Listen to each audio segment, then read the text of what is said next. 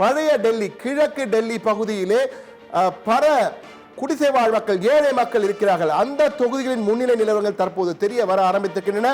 அங்கு பெண்களுடைய வாக்கு, தலித்துகளின் வாக்கு, சிறுபான்மையர் வாக்கு, இந்த வாக்குகளின் முக்கிய கட்டங்கள் தற்போது ஆரம்பித்து 3வது 4வது சுற்று நடந்து கொண்டிருக்கிறது.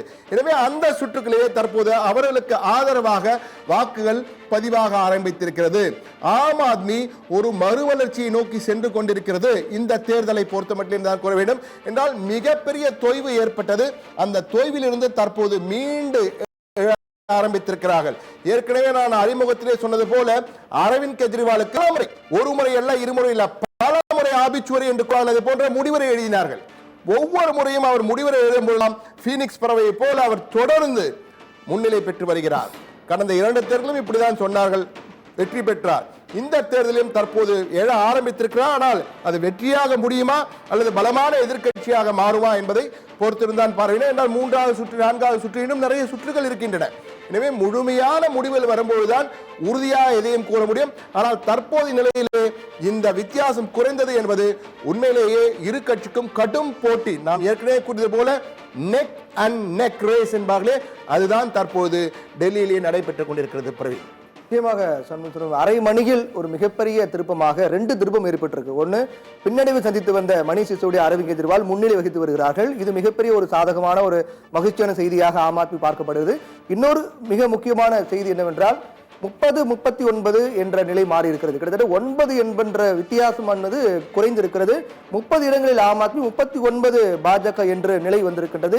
இது இன்னும் வரக்கூடிய நொடிகளில் மாற்றம் ஏற்படுமா என்ற கேள்வி நமக்கு எழுந்திருக்கு. நிச்சயமாக தற்போது நமக்கு முதல் காட்சிகளாக பாஜக தொண்டர்கள் அந்த மகிழ்ச்சியை வெளிப்படுத்தும் காட்சிகள் டெல்லி சாலைகளிலே அந்த மகிழ்ச்சி காட்சிகள் இருக்கின்றன. அந்த காட்சிகள் தான் தற்போது நாம் பார்த்து கொண்டிருக்கும் நேர்களே. முதல் காட்சிகளாக பாஜக தொண்டர்களுடைய காட்சிகள் நமக்கு வந்து கொண்டிருக்கிறது. பாஜக இது தற்பொழுது அவர்களுக்கு முழுமையான விவரங்கள் தெரியுமா என்று தெரியவில்லை. அவர்கள் 50 என்று கடந்தவுடன் 1/2% அடித்தோம் என்ற மகிழ்ச்சியிலே கொண்டாடுகின்ற காட்சிகள் இது. ஆனால் தற்பொழுது அது தலைகீழாக மாறிக்கொண்டிருக்கிறது.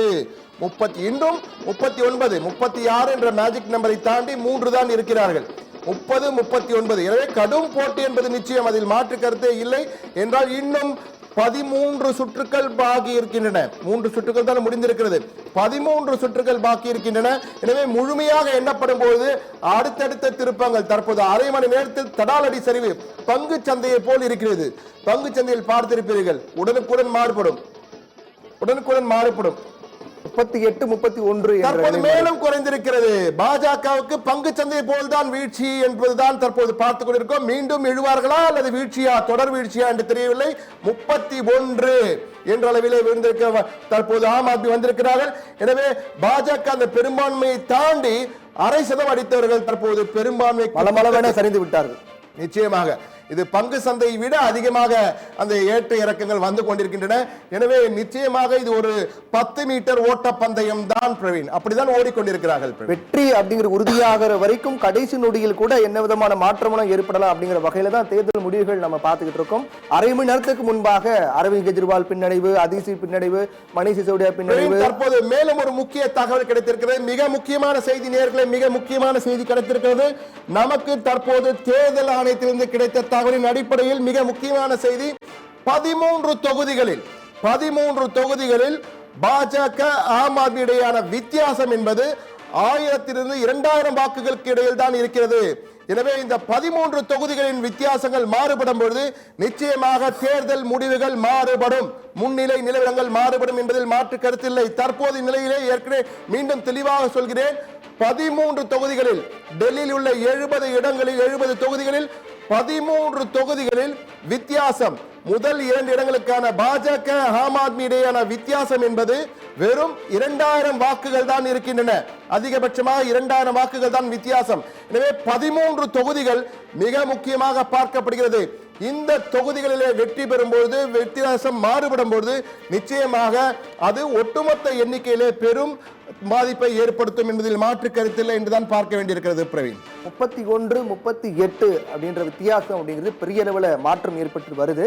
இது ஆம் ஆத்மிக்கு ஒரு சாதகமான ஒரு முடிவை எட்டுமா அப்படிங்கிறது இன்னும் சில நிமிடங்கள் நமக்கு தெரிய வரும். இல்ல அது நிச்சயமாக மாறுபடுவதற்கான வாய்ப்புகள் நிறையவே இருக்கிறது பிரவீன். ஏனென்றால் வித்தியாசம் நான் ஏற்கனவே கூறியது போல அரவிந்த் கெஜ்ரிவால் 254 வாக்குகள் வித்தியாசத்தால் 3ஆம் சுற்று முடிவிலே முன்னிலையில் இருந்தார். இது மாறுபடும் என்றால் தற்போது வந்துள்ள நிலவரங்களை பார்க்கும்போது மேலும் ஒரு மாற்றம் வந்திருக்கிறது.